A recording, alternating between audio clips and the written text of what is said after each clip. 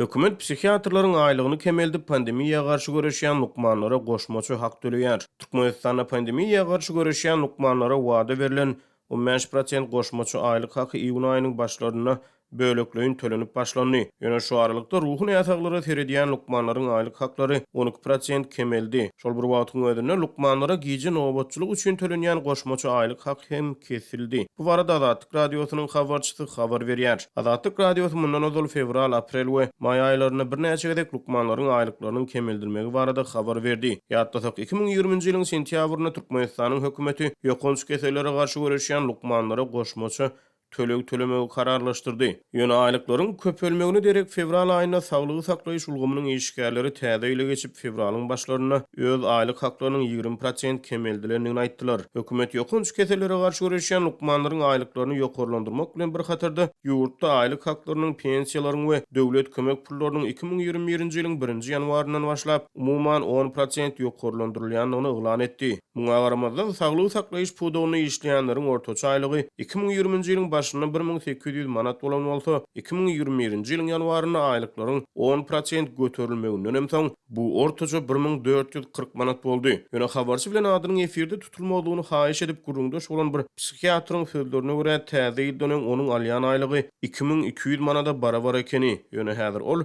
1800 manat aýlyk alýar. 1800 manat valyutanyň resmi alış-çalyş bahasy boýunça $5-5, gara bazaryň narxy boýunça $50-55 barabar bolýar. Bu pul gymmatçylykda näme ýetýär diýip psikiatr Azatlyk radiosynyň habarçysyndan sorady. Galy berse-de ruhun ýataglary garşy göreşýän lukman diňe ýokunç kesellere garşy göreşýän lukmanlaryň aýlyklarynyň artdyrylmagyny adalatsız hasaplaýar. Biz hem näsag bejerdik diýip lukman aýdýar. Ýöne hünärmenlere görä ruhu keseller ýokunç kesel hasaplanmaýar.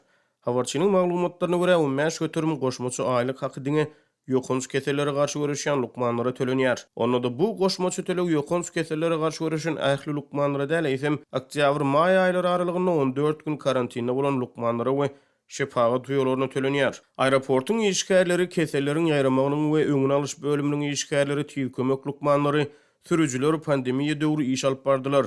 Olara da 15 göterim goşmaçy aýlyk tölemeli diýip habarçy bilen gurrundaş bolan lukman aýdýar. Pandemiýa döwrü köp saglyk işgäri pandemiýaga garşy görüşdi.